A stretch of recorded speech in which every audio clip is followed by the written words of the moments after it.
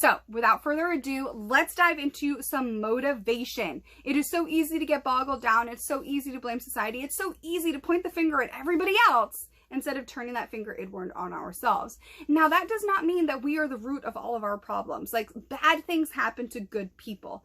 And yeah, those people that do those bad things, there should be consequences. You are right. But we should also learn how to take some accountability. This is so different. People are like, oh, well, isn't that blaming the victim? No, it is not. Okay, that is wrong. Victim shaming is wrong. But so is playing in the Victim Olympics. Like, that's just as wrong. Like, who wants that? Like, think about the person that actually wants, legitimately and earnestly and wholeheartedly wants to be a victim.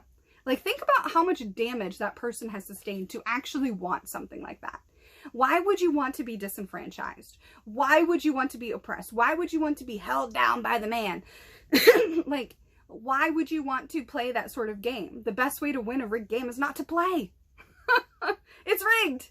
Okay, so why do so many people want to participate in the Victim Olympics? Why is this like some sort of prize that's held to such a thing to be won? Like, I don't want that prize. You shouldn't either. I'm not in the business of telling you what you should and shouldn't want, but I feel like it's about time where we have to take off the kid gloves and start being firm, okay? You should not want to be a victim. You should not want to play in the Victim Olympics. I would rather see you play in the NFL. I would rather see you be a CEO. I would rather see you be a kick-ass janitor making $75K a year as opposed to playing in the Victim Olympics. All right, there is so many different examples of being a high-value individual. But one of the biggest aspects of being a high-value individual is understanding that you create your own success. You are born without value most of the time in this world. And this is especially for men. You are born without value. It's your job to go out and make yourself valuable. Okay, ladies, you do not need to make yourself broke in today's society to look a certain way, okay? Guess what?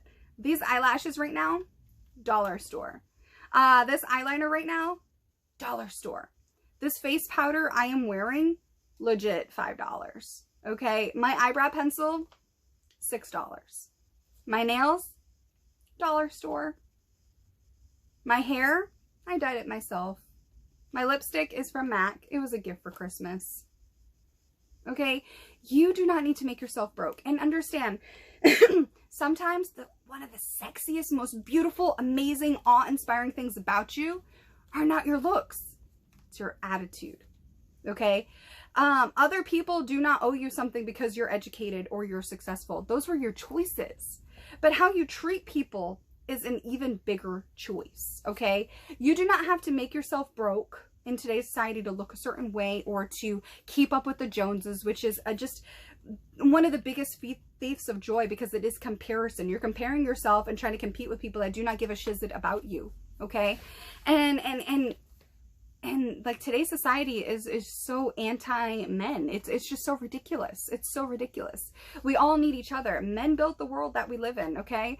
The device I am recording on, a man invented it. A man invented this. Okay, like, men invented this. Men invented the heels that I am going to be wearing this weekend. You know, like, men built the irrigation systems that we have. Men built the housing that we live in, okay? Society needs men. Society needs women, okay?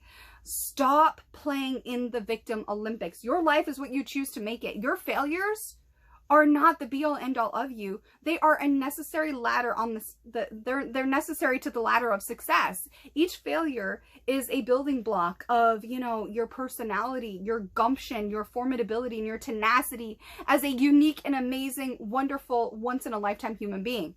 A high-value person knows how to overcome adversity. And a high-value person understands integrity and a moral compass.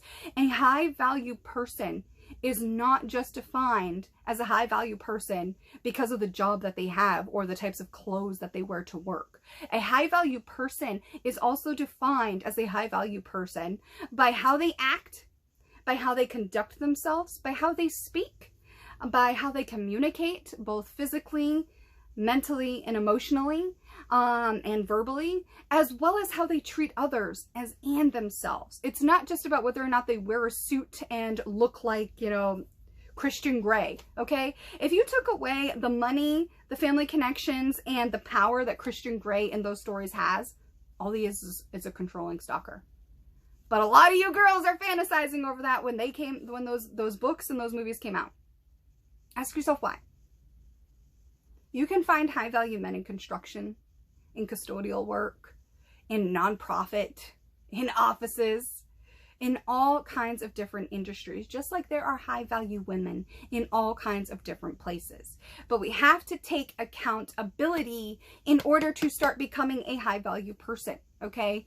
If I let my phone die and I am out in public and I realize, oh gee, I've been drinking, I haven't eaten, I don't have water, my phone just died, I have no way of getting home other than walking, I'm in high heels, I'm in a skimpy outfit, and I'm wearing all these designer labels, and I'm alone walking through a notoriously high crime ridden neighborhood to get home without any sort of semblance of any sort of protection whatsoever, and something bad happens, yeah, something bad happens, and I didn't deserve that, and that person should pay for that. But I made the choice to be drinking, to be wearing designer labels in a notoriously violent and bad neighborhood that is known. I made the choice to not eat food and to not have water and to allow my phone to die and to now be left with the responsibility of walking home instead of being able to find transportation, so forth and so on, and get out of a bad situation. I ultimately made choices that put me in that situation. So there is a sort of accountability. This is what I am talking about when it comes to motivation, high value, society, and the victim Olympics. It all comes down to accountability. You have to stop pointing the finger everywhere else and start turning that inward and having brutally honest conversations with yourself. Gee, why am I spending more than I make in a year to look a certain way? Is it because it makes me feel good? Or is it because I am somehow subconsciously seeking external validation from all kinds of other people online and in person because I don't value myself the way I need to based on my own feelings, based on my own validations, based on my own happiness, my own successes, and my own needs and wants as a unique and amazing individual? Which one is it? Why am I constantly picking girls that use me? Well, have you ever stopped to think that maybe not all girls are users and maybe it's just the ones that you are psychologically attracted to because you have unresolved issues that you need to work on? Why can't I get a job? Well, are you preparing yourself prior to these interviews to put yourself in the best possible light to interviewers? Have you looked up, videos on YouTube from former interviewers telling you all the key search engine words to look for, how to prep for these interviews, how to basically understand that an interview is a two-way conversation, not just one, and they're literally talking to you about you. If you are the biggest expert on you, then who is? Who is? Are you making the common interview mistakes? Are you applying for jobs that maybe aren't in your skill set? Are you preparing yourself for, jobs and skills that will not be taken over by AI? There are so many examples for both men and women of accountability. Once we start taking accountability for all of our successes, all of our failures, all of our shortcomings, all of our strengths, turning our weaknesses into strengths, and all the self-improvement that comes with taking accountability for ourselves, we will be surprised by how different and amazing the world will not only be for us, but also us in the world. Society would be so different if people said, no, I don't want to be on this team in the Victim Olympics. I'm going to bet on myself when nobody else will. And I'm going to cheer for myself in the silence, letting my success be my noise. Because self-love means that me and my dreams and my goals matter. And I have the integrity to use my moral compass as my guide instead of selling my soul to keeping up with the Joneses and all this other stuff that's going on in society that tells you should want. But really, they're only telling you that you should want those things because that helps to keep a power over you, to control you like a marionette puppet. Start taking accountability for your life. Start taking accountability for all of your shortcomings and learn how to turn those into strengths. If you want to get healthier, then get up and start working out. If you don't have money for a gym membership, that's okay. You can go on YouTube or Instagram or whatever, change the algorithm in your Instagram by starting to follow different types of accounts that are all about fitness at home. Whether you are a busy mom at home, or you're a guy who has all kinds of expenses and doesn't have any room for existential, bills that are unnecessary and not essential. It doesn't matter what your circumstances are. When there is a will, there is a way, and it all starts with taking accountability. Work out at home.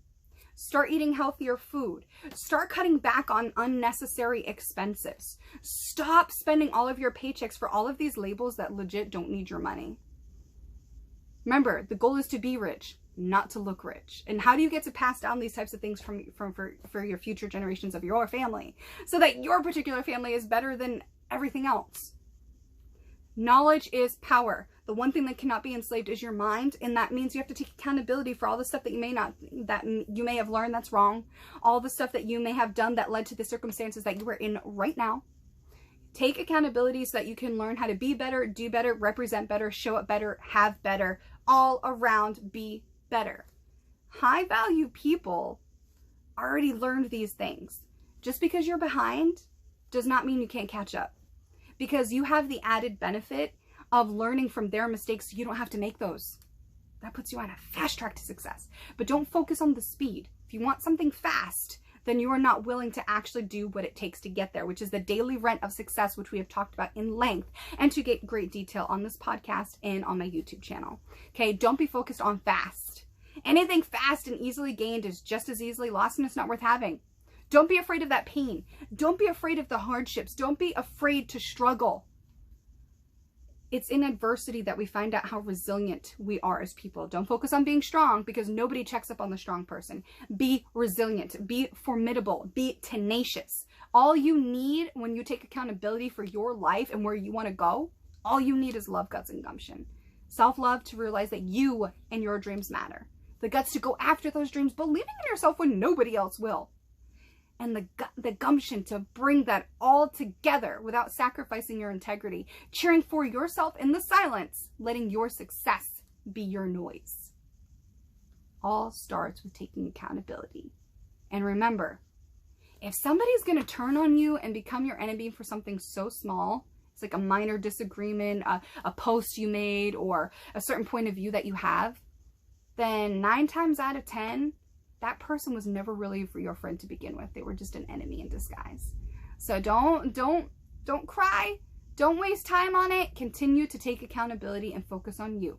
Because 9 times out of 10, that same enemy in disguise, who's now an enemy, was never your friend. They never wanted the best for you to begin with. And they're not going to be willing to take accountability for their life, for their mistakes, their shortcomings. So why do you want to be in the same boat as that? Start betting on yourself, believing in yourself, cheering for yourself. Let your success be your noise. Take accountability so you can be your own version of a high value person. All right, everyone, this has been the latest episode of the Talks with Taeler Hendrix podcast with yours truly exclusively on russosbrand.com.